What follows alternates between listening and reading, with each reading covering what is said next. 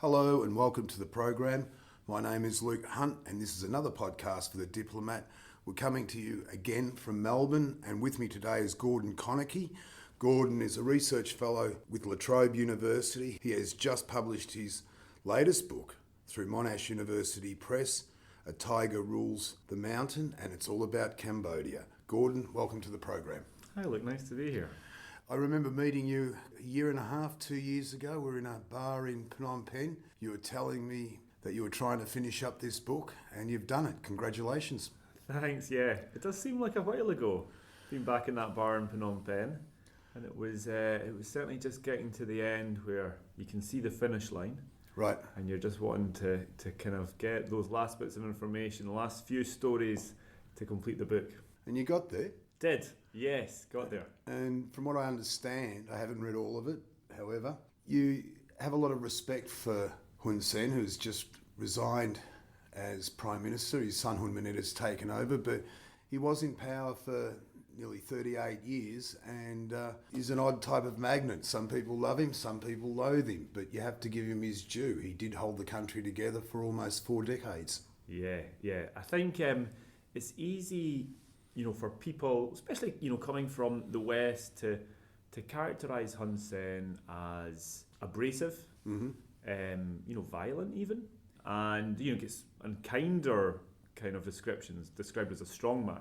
Right. Other times, a dictator, authoritarian.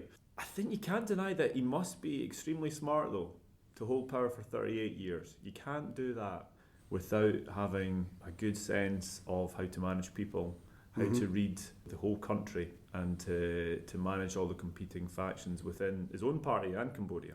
So certainly you've got to have an understanding of what he was able to achieve just in terms of holding power. Now the next bit is what do you do with the power? Right. And that's where there's obviously a lot of debate about the quality of his prime ministerialship.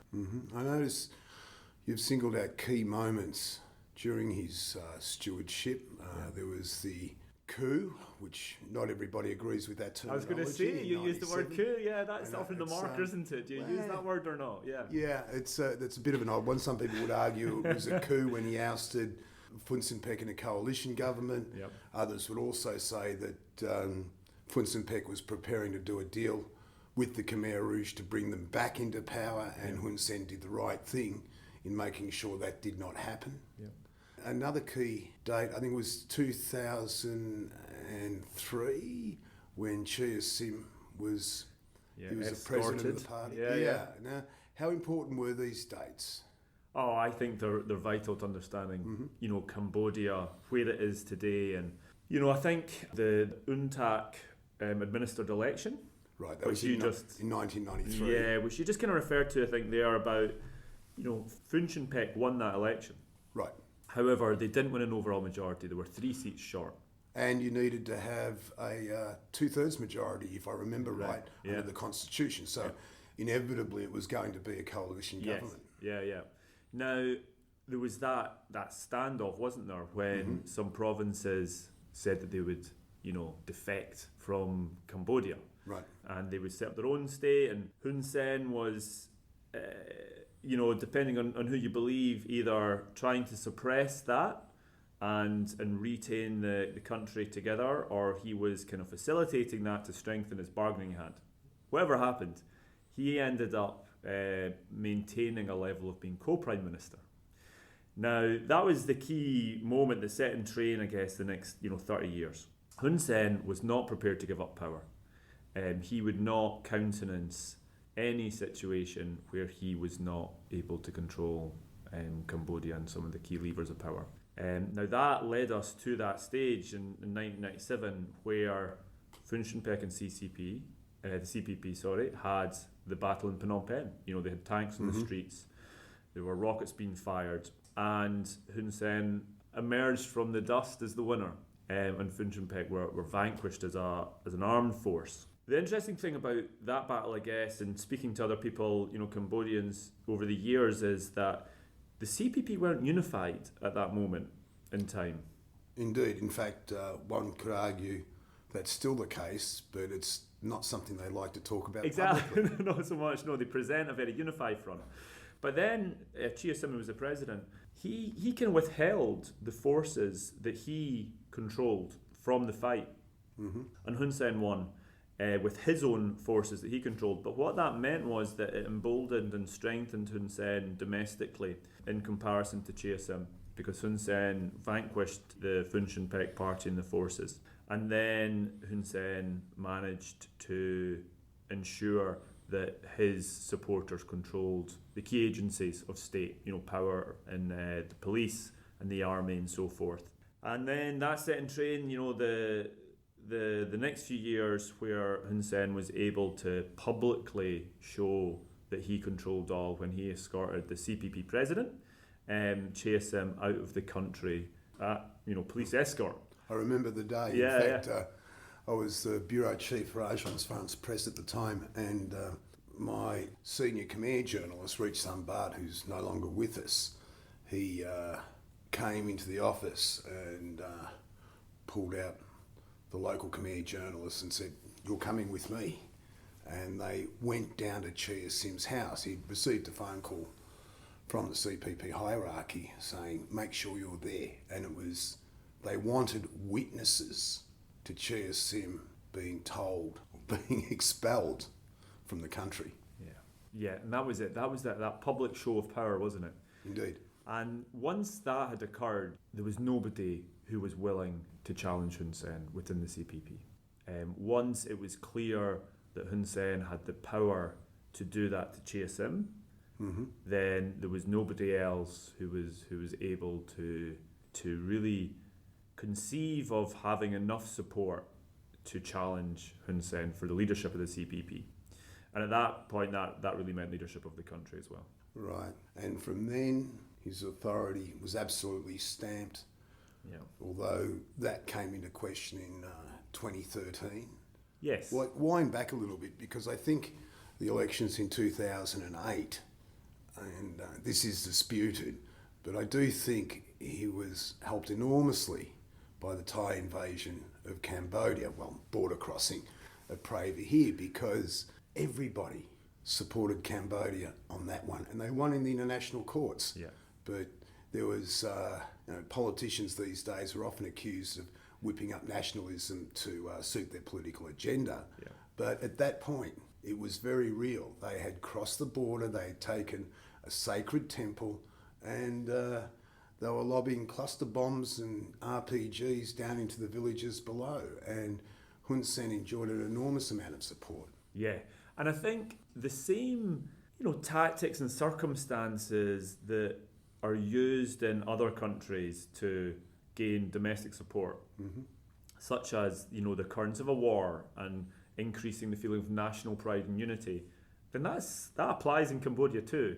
Yep. It's not some unique country. So understandably, Hun Sen made the most of that opportunity. And, Cambodia and Cambodians have a huge pride in Preah Vihear. Sure. So for them to be attacked there by their neighbours, then that certainly helped Hun Sen and his party. And they won quite handsomely. Yeah. And then 2013, it was a different story. Yeah, exactly. So, and this is where, my book really starts. So I arrived in Cambodia at the very start of 2012. Mm-hmm. And there were commune council, the local elections in June 2012 that year, I think it was. And the CPP won that handsomely.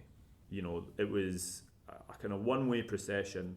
The opposition parties, and there were two main opposition parties at that point in time, so it was the Sam Rainsy Party, led by Sam Rainsy, and the Kem Sokha Human Rights Party.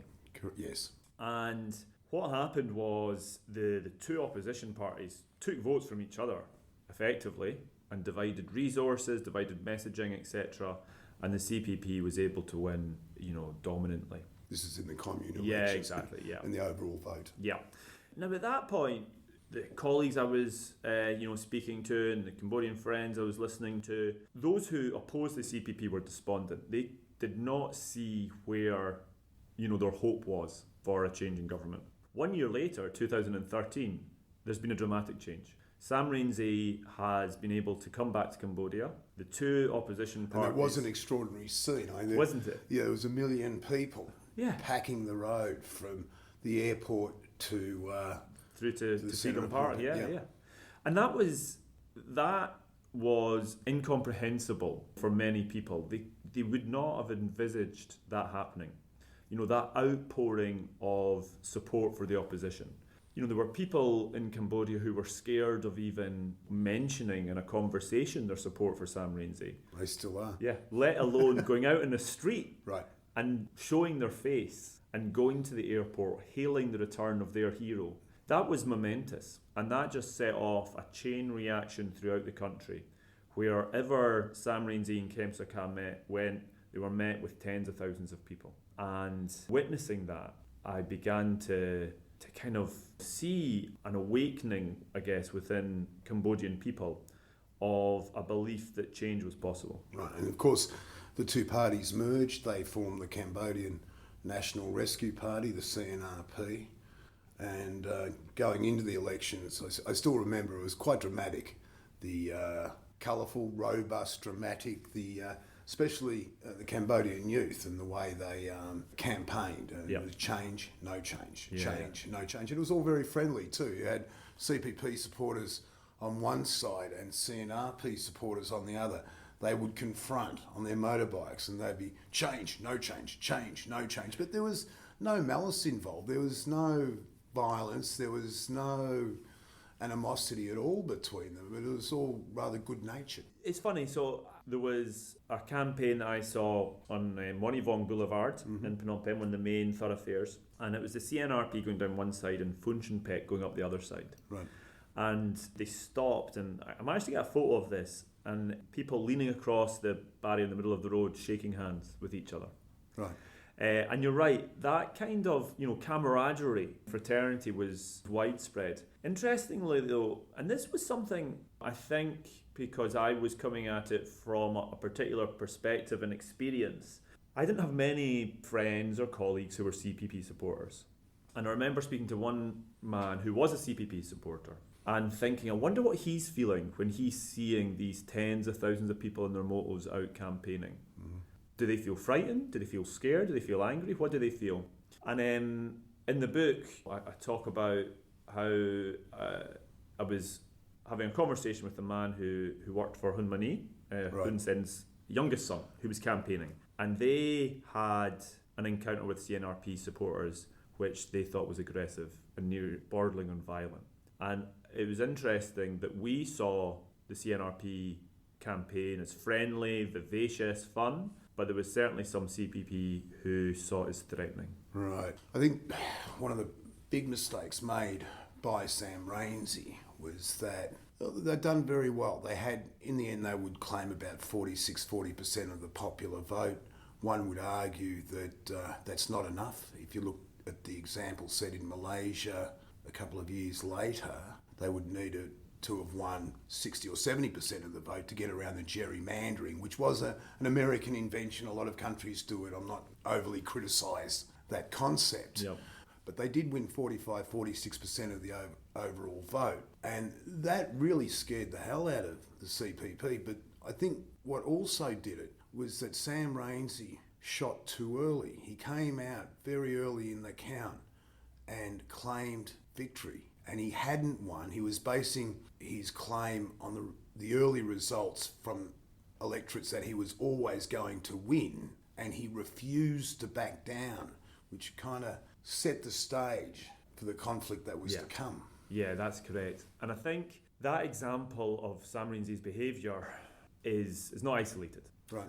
And I think Cambodians became disappointed over the years with Sam Rainsy saying one thing, and later on had been proven to be not completely true.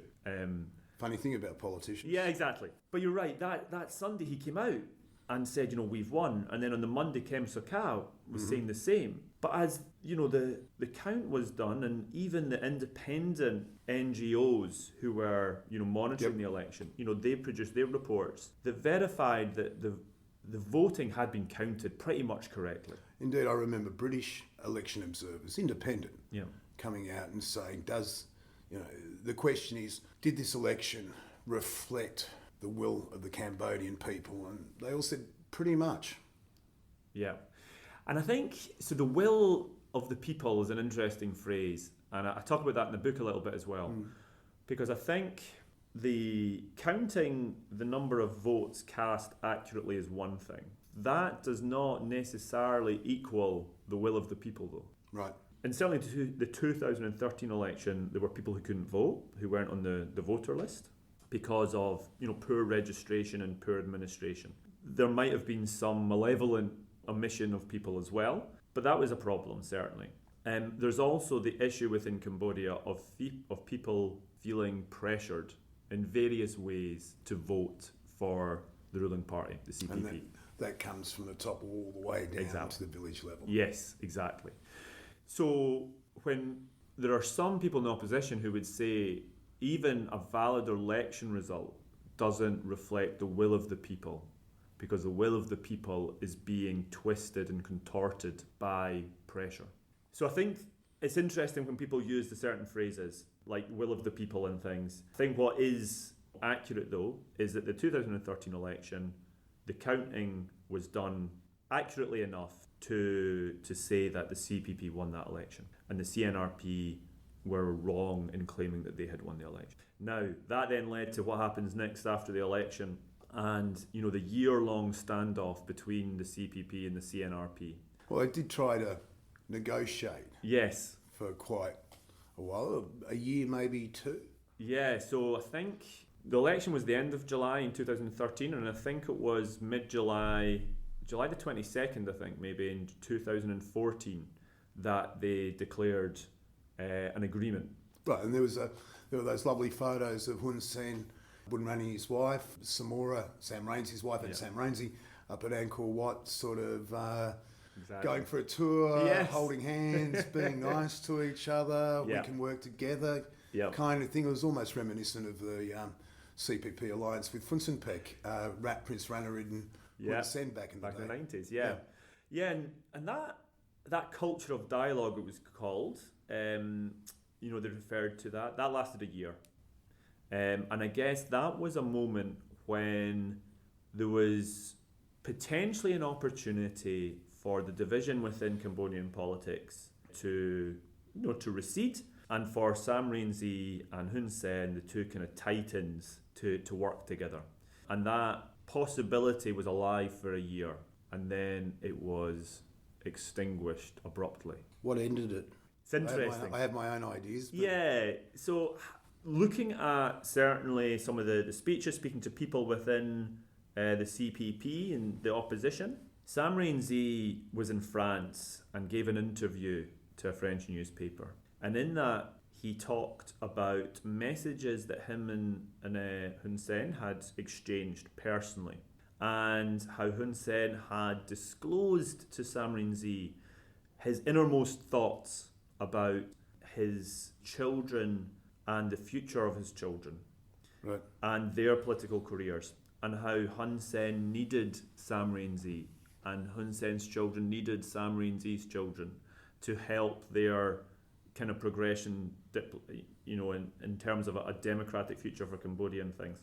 Hun Sen exploded when this article was translated and then reported upon, and he said there is no scenario where his family could possibly ever need Sam Rainsy's family. I heard whispers of varying stories, which are not that indifferent, but Sam Rainsy had either threatened or refused to give assurances in that if he won an election, would he prosecute Hun Sen? Yep. And he sent the wrong messages. And that is one of the key things for people to understand. Hun Sen, looking around the world at that time, there was the Arab Spring uprisings, where people who had ruled a long time were being deposed. And it was going off in Malaysia, Hong Kong, Thailand. Exactly. Yeah.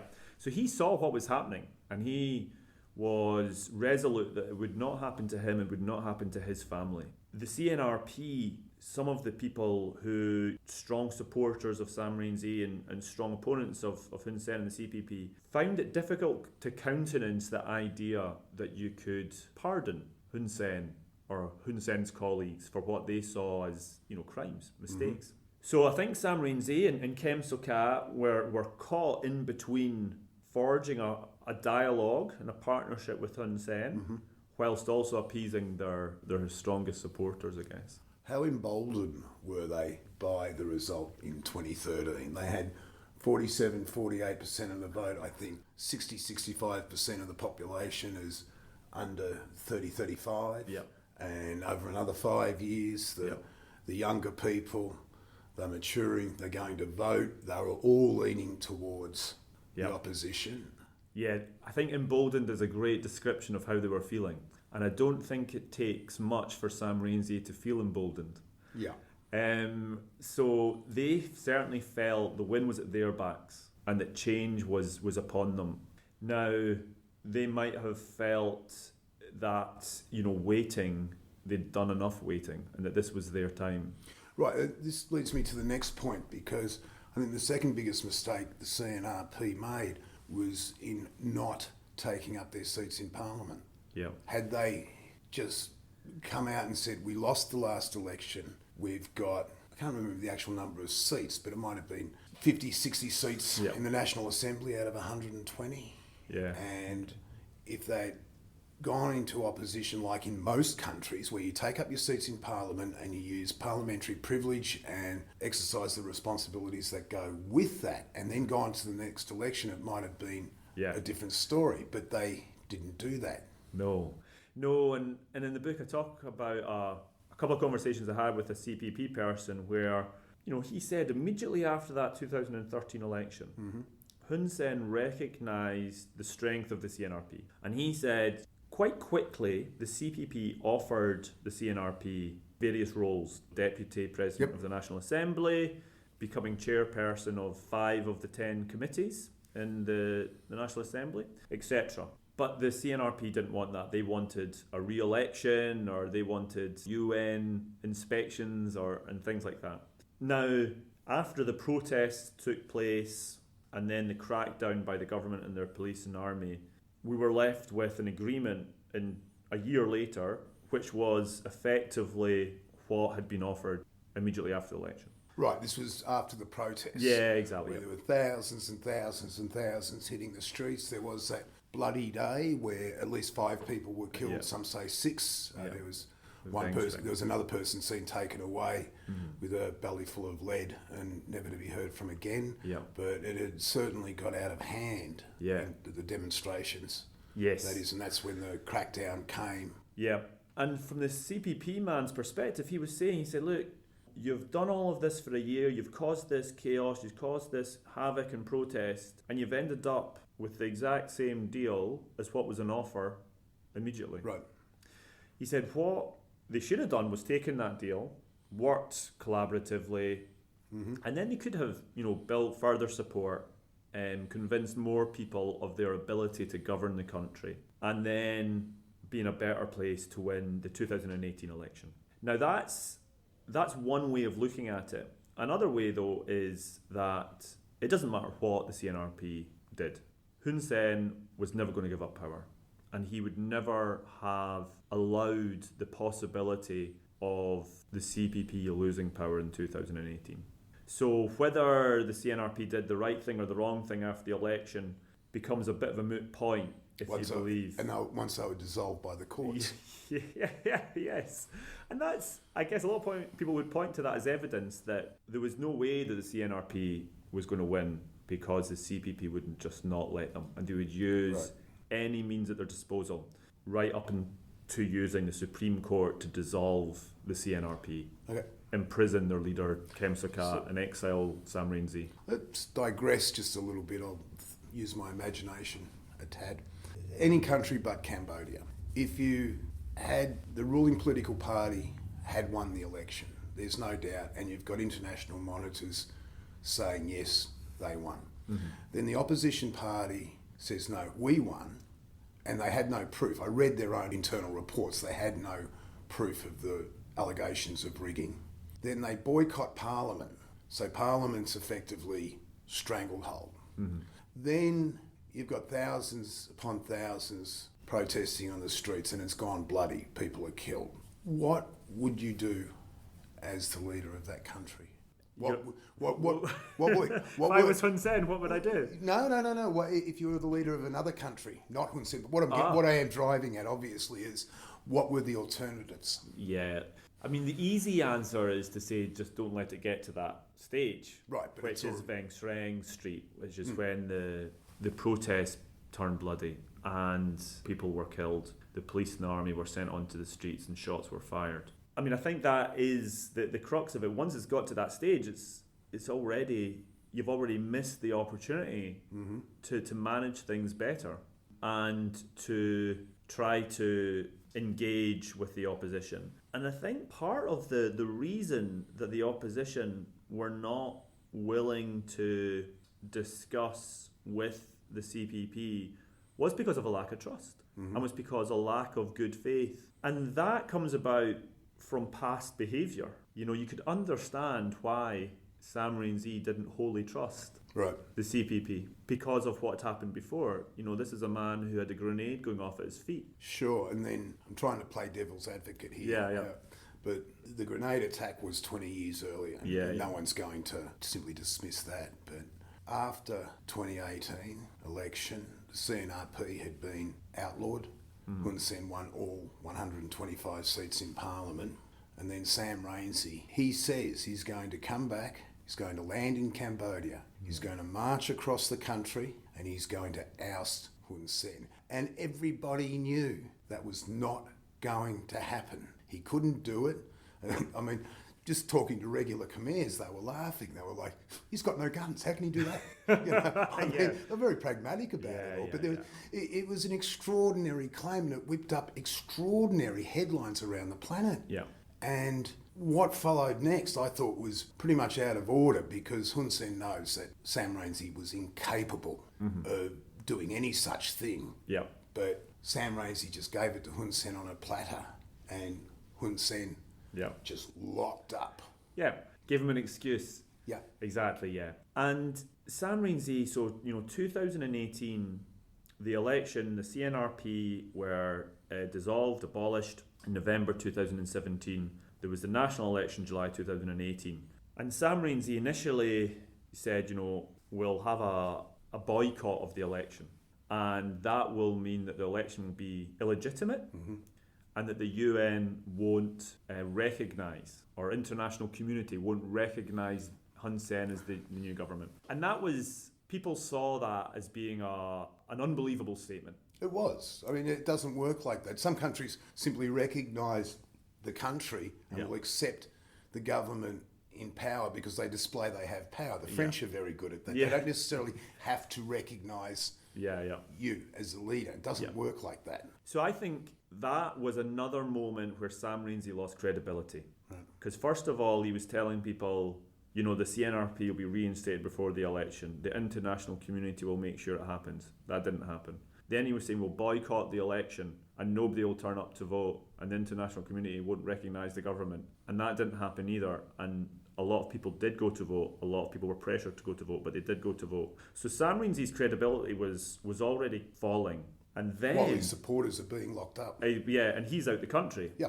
And then, as time goes on, and he talks about coming back, and he talks about taking over power, and he's betting Hun Sen, his credibility falls even further. So back in 2022, when I was there last, just before the communal elections, you're right, there were Khmer people who were viewing him in a laughable manner. He still had his diehard supporters, but there were people who had lost respect for him. And I think that was indicative of the end of Sam Rainsy's political career in Cambodia in a really meaningful way to challenge Hun Sen. And the Candlelight Party re-emerged out of the ashes of the CNRP. They were disqualified. It was an absolute no-nonsense assertion of power. Yep. And Funcinpec made a minor return, winning 5 seats at the elections in July. Yep. CPP has 120. And Hun Sen, he did live up to his word. He has been indicating for about a year and a half he would transfer power, and he did. Yeah, he did. Yeah, quicker than I expected. When I was speaking to Cambodians, even just before the election there, everybody expected the transition to power to occur. People thought it would happen before the next national election in 2028, but I think people thought it would maybe happen in 2 or 3 years. I don't think many people, if anybody, thought it would happen immediately after the election. And think that's another example of Hun Sen's intelligence. And it's not an educated intelligence that people might kind of respect of great leaders, but it does show an ability of good judgment in terms of maintaining power. Yeah, he does. Yeah. And on that note, just quickly, because we are running out of time, Hun Manet, will he be his own man, or should we expect more of the same? He is not his own man. He's a product of his culture, of his country, and his family, his father. He is not going to be able to just throw all of that off and suddenly become a Western educated Democrat. That's not how it works. And I think it's cultural arrogance to assume that just because he's gone to university in American Britain, he's automatically going to become one of us. On that note, Gordon Conochie, thanks very much. Thanks, Luke. Cheers. Thank you. That was good.